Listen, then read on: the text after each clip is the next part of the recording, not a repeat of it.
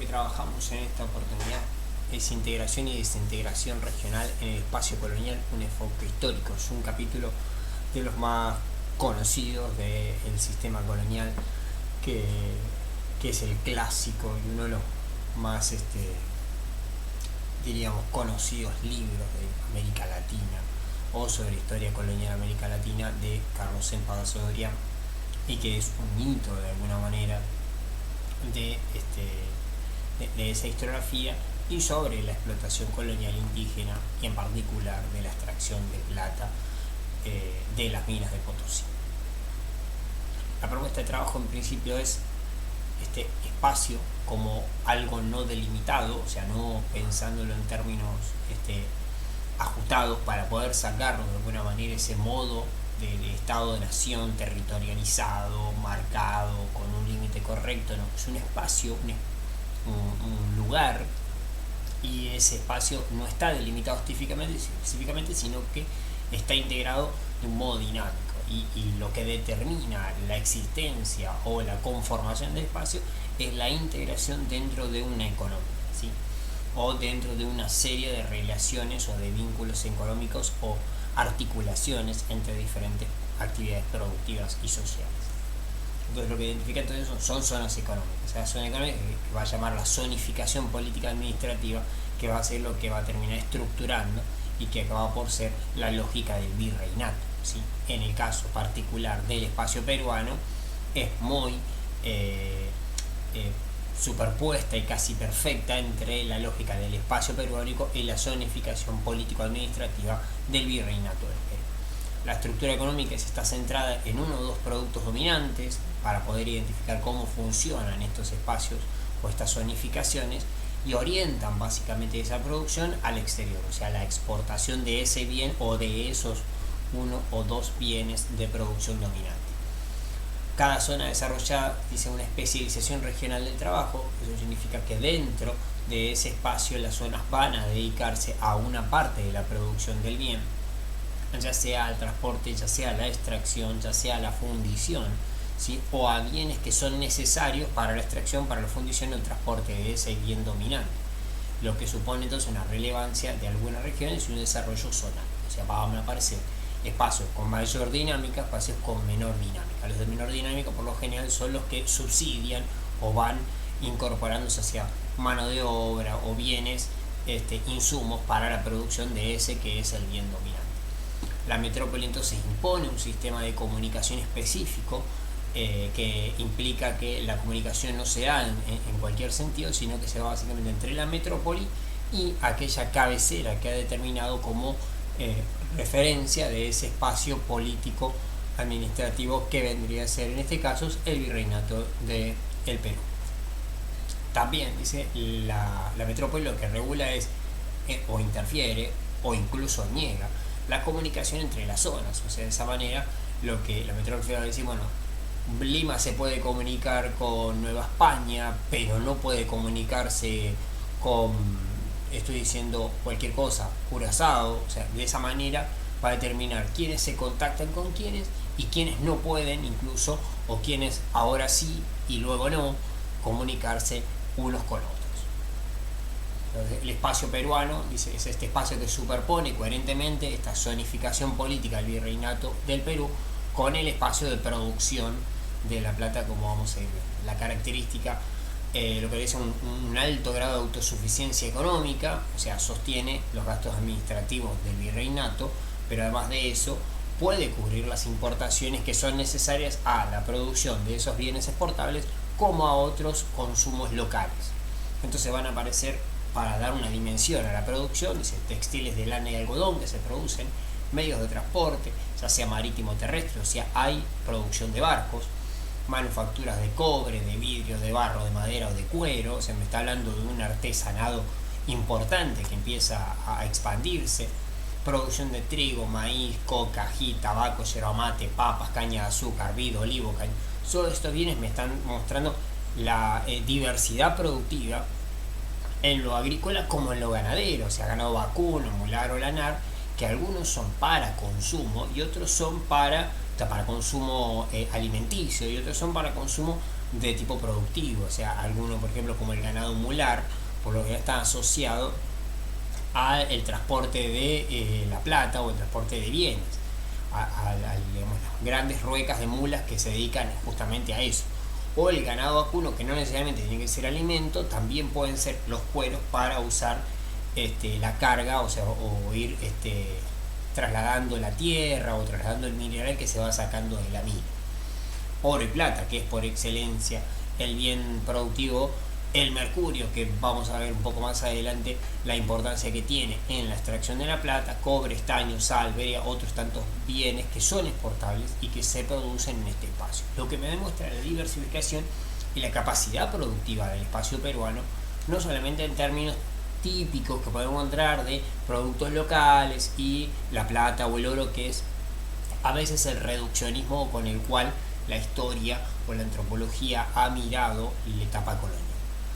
Casi todos estos bienes se suponen algún grado de elaboración, lo que implica la amplitud del obraje artesanal. Significa que no es solamente una cuestión de productos primarios y nada, sino que hay cierto grado de elaboración en un contexto, estamos hablando de un proceso anterior, ¿sí?, a la revolución industrial, lo que implica que estos obrajes tienen comparativamente un nivel similar de desarrollo técnico al que se puede estar usando en ese momento en Europa.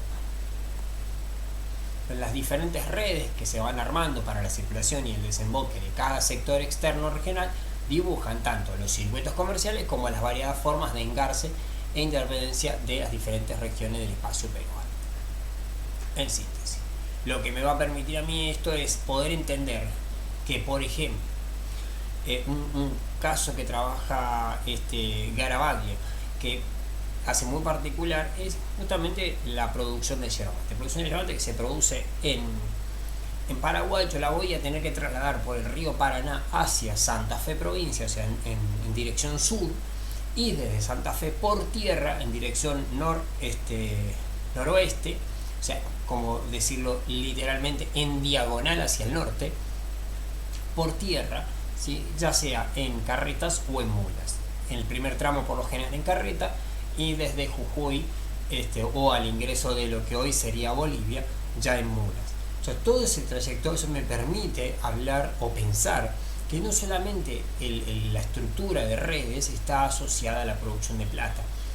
Esa yerba mate, ¿con qué función va a llegar al Alto Perú, a Potosí? Sí, como un consumo de los indígenas que están trabajando en las minas, pero también en general en todo el Alto Perú se consume yerba mate. Por lo tanto, hay que poder ingresar a ese mercado, a ese lugar donde se está consumiendo yerba mate y se está produciendo casi en una U perfecta o casi en una B, si se quiere, una B corta, donde tengo que trasladar por esa B corta, en esa ruta tan compleja de ríos, de carretas o de mulas, este bien tan complejo, tan difícil de transportar en términos de que no pesa mucho pero ocupa mucho espacio. Entonces, eso también genera costos o complejidades en el transporte. Sin embargo, la circulación, ¿sí?, se organiza, se articula y permite una provisión constante de este solo ejemplo que estamos tomando. Así varios ejemplos, ya sea el trigo de Chile, ya sea los tucuyos de Quito, o sea, todos ese tipo de productos van a empezar a engarzarse, articularse para poder proveer, de la misma manera que van a llegar maderas de Tucumán para las carretas que salen de Santa Fe. Entonces no solamente es en una dirección, sino en la provisión de toda esa articulación de ese mercado que se está funcionando al interior de la América colonial. Entonces Potosí es el centro de la minería de la plata, sector dominante del conjunto productivo del virreinato, de alguna manera el que dinamiza, ¿sí?, toda esa red de múltiples producciones y comercios. Lima es el centro político y por la estructura de carácter monopólico es la salida del producto potosino, lo que me construye un corredor comercial desde Potosí a Lima y de Lima a Potosí. El sentido de las producciones zonales, regionales, locales, va a ser tratar de insertarse en ese circuito de Potosí y Lima para poder proveer alguno de todos los bienes, ya sea cuero para sacar la plata, algún producto para la fundición de la plata, para el traslado, para proveer a los sujetos, o sea, alimentar a los trabajadores que en ese circuito trabajan, o para los barcos, para pertrechar barcos, para cargar los barcos de alimentos que van a transportar la plata hasta España. Entonces, por estas funciones, Potosí y Lima irradian impulsos claves, esto es lo que se llama irradiar, ¿sí?, para la dinámica de la estructuración del espacio peruano. Un aspecto es el proceso desencadenado por dichos centros, puede visualizarse adjudicándoles la función de polos de crecimiento. O sea, esos dos polos, básicamente lo que van a estar generando en ese irradiar, va a ser mayor demanda de bienes, mayor demanda de otras producciones que estrictamente no podríamos vincular a la plata, pero que están siendo de manera indirecta, ¿sí?, dinamizados por la producción de plata, no por la riqueza de la plata en sí, quizá, sí, porque el puerto, en su dinámica de tratar de exportar la plata, va a demandar más trabajadores, va a demandar barcazas, va a demandar la reparación de botes o la construcción de velas. Entonces, en eso va a generar mayor demanda. Van a demandar la existencia de lo que podríamos llamar a grandes rasgos bares, que en el Río de la Plata se conocen como pulperías, que en México no se conocen como pulquerías. Bueno, esos lugares van a ser espacios de comercio que van a estar dinamizados por este comercio o por esta exportación de la plata o del oro en el término del espacio peruano. Otro punto más de este espacio peruano, lo regional. Es un sector de comercialización y otro de sector de autosubsistencia. Van a estar conviviendo dos espacios, o sea, la dinámica del comercio, de circular todos estos bienes, pero también una comunidad campesina que se conserva en la lógica de la autosubsistencia. Esta autosubsistencia va a permitir, ¿sí?, ofrecer constantemente mano de obra. ¿Por qué? Porque mientras no necesite o no se demande o no se requiera de su trabajo, van a vivir de la subsistencia campesina. Pero siempre que el comercio, que la producción de plata lo requiera, va a poder ir a esa comunidad campesina a extraer siempre trabajadores. Por eso aparece como una oferta ilimitada de mano de obra, ¿sí?, para la comercialización o también, si se quiere, para la producción. Por lo que terminan por componer una estructura misma de producción. O sea, es de alguna manera esa comunidad de autosubsistencia es el reservorio de mano de obra. Entonces no está separada, ajena a la comercialización, le pertenece y accidentalmente será el lugar donde vaya a proveerse de trabajadores. Y acá va apuntando una serie de cuestiones. ¿Por qué se puede dar esto? Punto A, por la asignación discriminada de tierras entre grupos indígenas españoles. Significa que los indígenas tienen un acceso a la tierra todavía, y los españoles tienen un acceso a la tierra por su cuenta. O sea, eso permite que todavía conserve cierto grado, como dice el punto B, de comunidad indígena. O sea, al conservar cierto grado de comunidad indígena, yo puedo sostener algún reservorio de reproducción de mano de obra por fuera de la obligatoriedad, podríamos decir, institucional de que no se muera la población. El punto C, el premio merced otorgado al conquistador con el nombre de encomienda en sus dos modalidades, prestación personal de servicio o pago de tributos. Ese tercero sería el único que estaría disgregando a la comunidad campesina, o sea, estaría rompiendo esta estructura de producción que hasta acá se sostiene. Es interesante para poder ver con el video anterior, porque justamente acá se puede ver dónde están en puja entre estas tres opciones, ¿sí?, ¿no? Esta empuja la demanda de la mano de obra. Uno de ellos disgrega, desarma, desmantela la mano de obra o ese reservorio, y los otros dos conservan de algún modo algún grado, ¿sí?, de estabilidad demográfica, no del todo, pero sí tienden a, entre todo, a ser un poco más cautelosos con respecto al impacto sobre la reproducción de la mano de obra, básicamente por conservar la comunidad campesina y permitir de ese modo a la comunidad campesina ser la responsable de la reproducción de la fuerza de trabajo. Otro punto más es el crecimiento económico del espacio colonial peruano. No es uniforme, sino que origina desequilibrios. Estos desequilibrios son importantes. Eso significa que, por ejemplo, va a crecer más rápido, obviamente, Lima y Potosí, relativamente Cochabamba, el Río de la Plata de otra manera, Tucumán de otra manera, Chile de otra manera, Ecuador de otra manera. Entonces, esos desequilibrios van a generar de alguna manera que la estructura compacta original empiece poco a poco a generar ciertas diferencias regionales. concentra y desconcentra inversiones, o sea, las concentra en un lugar, pero mientras tanto tiende a dispersar en otros espacios. La mano de obra acelera, frena, retarda el crecimiento regional, ese mismo desequilibrio, o sea, de pronto puede generar un mayor aumento de demanda de un bien determinado en una zona, pero eso mismo puede perjudicar a otra zona que quizá era más cercana, pero una productora de menor calidad de ese bien, o viceversa, ¿sí? O puede, por la cercanía, priorizar un sector que produce un producto de mala calidad, pero está más cerca. Entonces eso genera otra vez esto de retardar o frenar el crecimiento regional.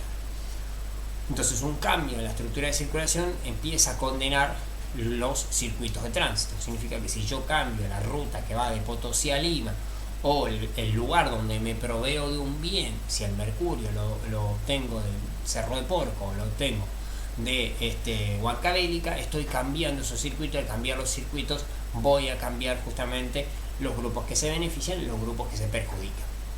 Entonces, en esos términos, Asaurian dice, avisoramos en consecuencia un campo de fuerzas, ¿sí?, signado por las oposiciones, y las principales de estas oposiciones serían tres. O sea, hay una serie de oposiciones, de conflictos, no tiene duda Asaurian en marcar cuáles son los conflictos, y en esos tres conflictos, bueno, hay que poder entender que son como campos de fuerza. Significa que el que uno prime implica que los otros deban retroceder por una cuestión de relación de fuerza.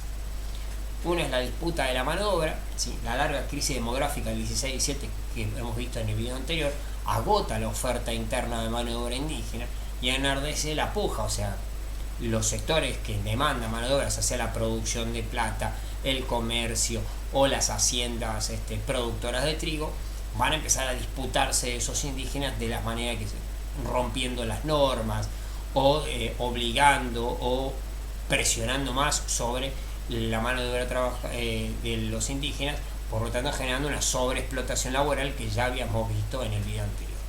Segundo punto, captación y permanencia de los mercados principales.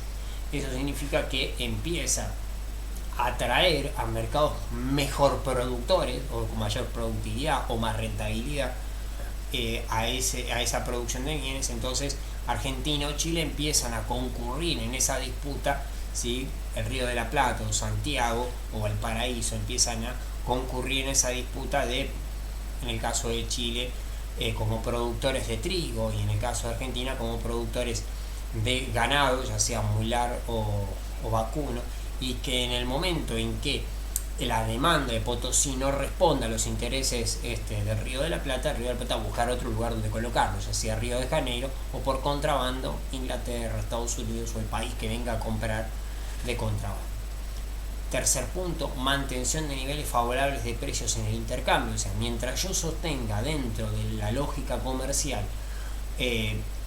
una demanda con precios altos, va a haber siempre tentación para estos diferentes espacios de tratar de concurrir a ese mercado, a tratar de obtener ganancia, básicamente por los precios altos, que serían favorables a mercados más distantes, como son el caso de Chile y Argentina, que si no se insertan en ese intercambio no obtienen un recurso suficiente.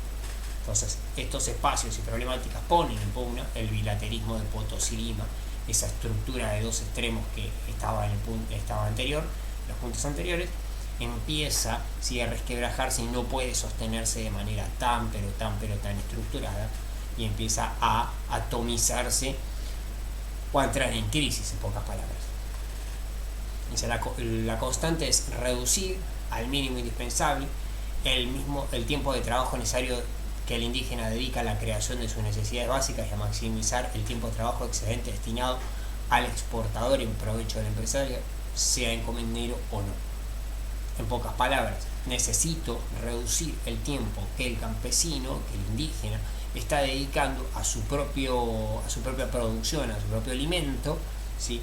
Y utilizar ese tiempo para que empiece a dedicarse a cuestiones que yo necesite, ya sea encomendero o ya sea la producción de plata. Eso implica una cuestión muy simple. Si yo logro que el campesino dedique menos tiempo, lo va a hacer de dos maneras: o porque va a producir menos alimento para sí, o porque va a dejar de producirlo y lo va a tener que comprar.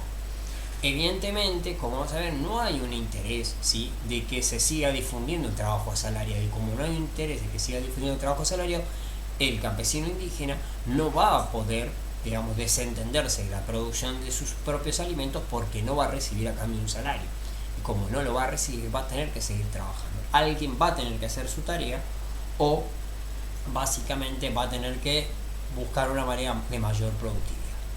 La estructura de dominación social revierte sobre el proceso económico, o sea, lo altera, esta lógica de dominación.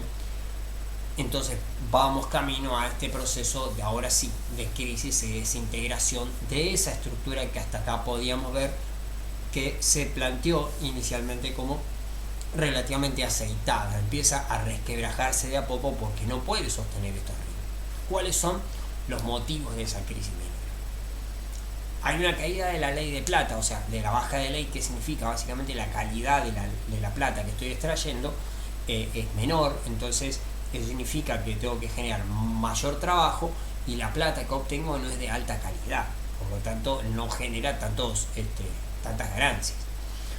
Al haber rendimientos decrecientes y costes crecientes de explotación, o sea, necesito más cantidad de trabajadores para obtener mayor cantidad de plata, una plata que obviamente hay que obtener más cantidad porque es de baja calidad, genera más costes y menos ganancias, lo que genera una mayor necesidad ahora de inversión, o sea, hay que poner más capital, ¿sí?, más trabajo, más capital para obtener una plata de baja calidad. Para afrontar todos esos problemas técnicos, básicamente lo que se va a apuntar es a la mano de obra, como dijimos recién, y hay un proceso de desacumulación de capital que inflige a la colonia, ¿sí?, por la política metropolitana. O sea, la metrópoli, o sea, España, no mira en esto y busca mantener de alguna manera su ritmo de extracción de ganancias y que sea al coste que corresponda. En esos términos empieza a ver, recaer, para ser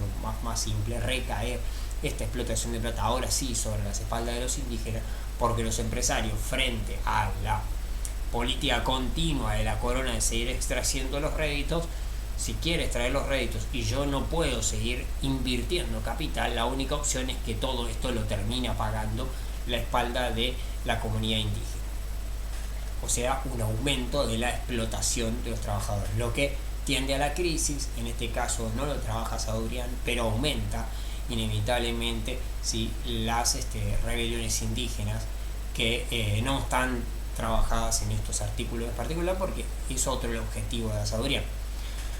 Lima muestra una crisis gradual de controlar y dominar el espacio comercial y productivo, o sea, se empieza a disgregar el espacio peruano.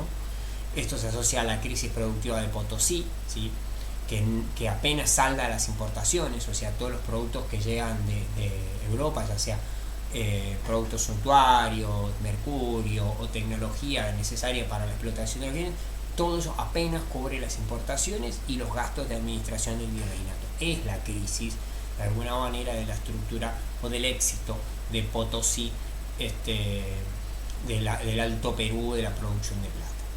El crisis del sistema también de flotas, o sea, el sistema comercial que había dispuesto el imperio para esto, también empieza a entrar en crisis. ¿Por qué? Porque el contrabando empieza a filtrarse cada vez más fuerte, la piratería tiene cada vez más fuerza, las colonias empiezan a filtrarse, se hace incontrolable los múltiples puertos. Es la época de los contrabandos por el puerto de Buenos Aires, para dar un ejemplo. Hay un proceso de concentración demográfica. ¿Qué significa esto? Que si yo tenía en Lima y en Potosí la mayor concentración demográfica debido a esta demanda de trabajo, a esta dinámica económica, la crisis produce obviamente una disgregación. Eso significa también más complejo ahora capturar esa mano de obra, ¿sí?, que tenga interés en ir a la mina. Va a empezar a retirarse de los lugares productivos y a buscar otra salida laboral que no es la de la comunidad indígena. Recordemos que los forasteros es una estrategia para evitar ser grabado con impuestos o tributos que están asociados a la comunidad, como es el caso de la mita. Se puede observar entonces la emergencia de otros centros o del centro, de un solo centro, que disputan el polo. Da como ejemplo el cacao de Guayaquil, o sea, yo ahí estoy teniendo un polo que empieza a desarrollarse con la explotación del cacao. Pensemos que Guayaquil está más cerca del paso comercial. El paso comercial es Panamá, entonces Guayaquil está más cerca de Panamá, lo que le da cierta salida inmediata hacia Madrid, también siendo puerto natural.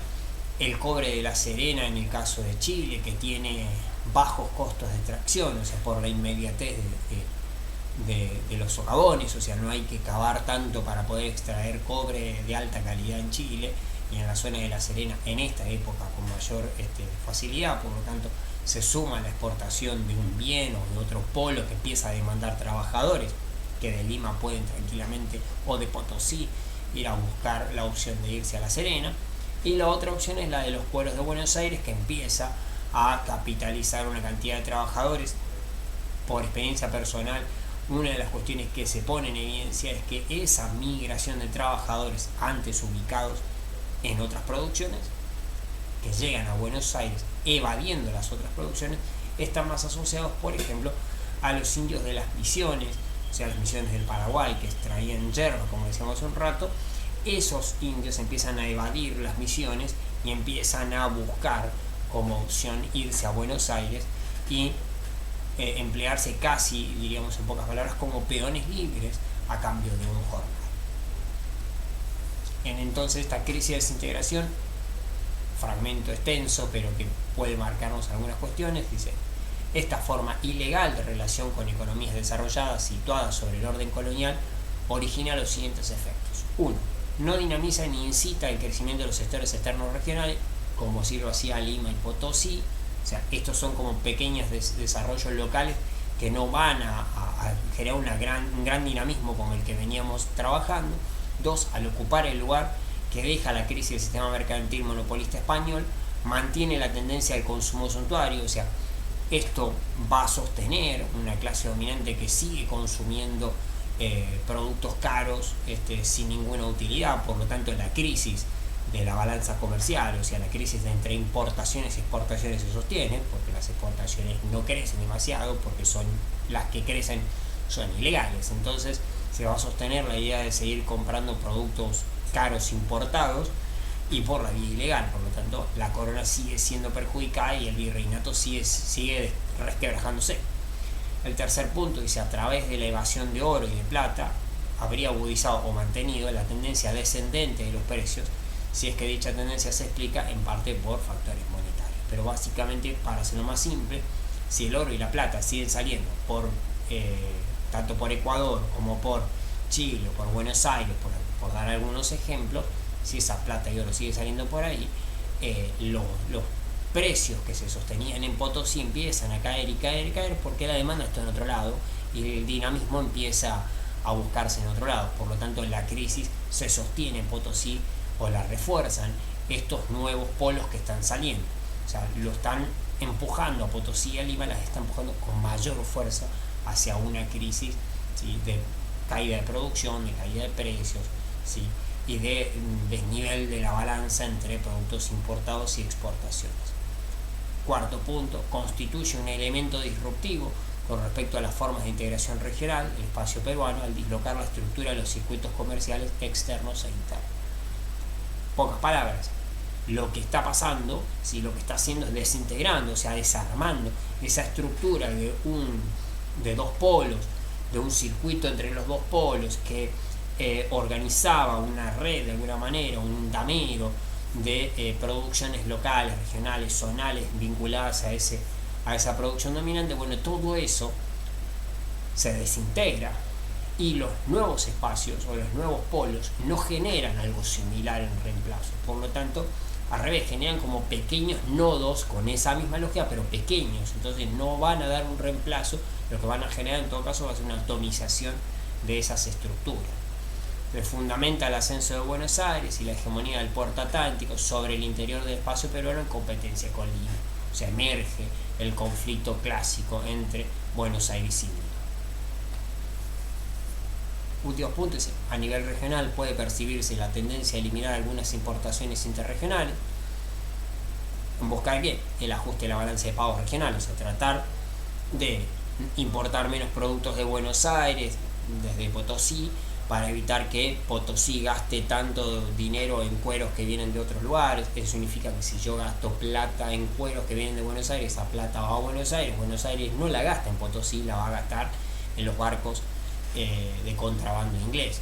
Lo mismo si Potosí compra trigo que viene de Chile, entonces alimenta la riqueza de la élite chilena, que va a seguir comprando productos en el contrabando. Entonces, de esa manera, bueno, busquemos una manera de solucionar esto. Una manera de solucionar es evitar comprar eso, buscando un ajuste de la balanza de pagos.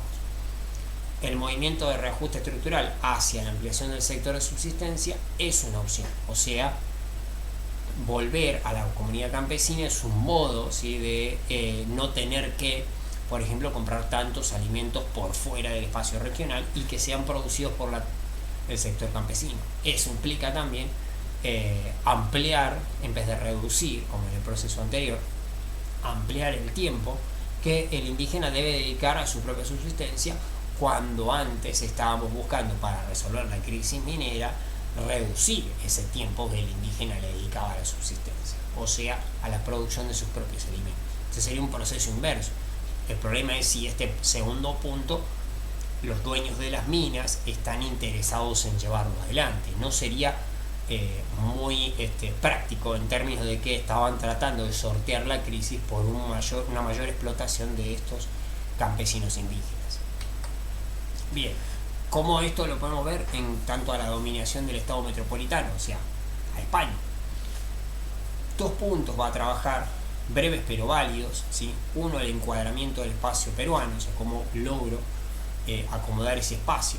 Para consolidar la permanencia de su dominación, el Estado metropolitano debe formular y encauzar una política de estructuración interna del territorio dominado. O sea, hay que hacer una reforma y reacomodar todo eso que se está disgregando, se está desparramando.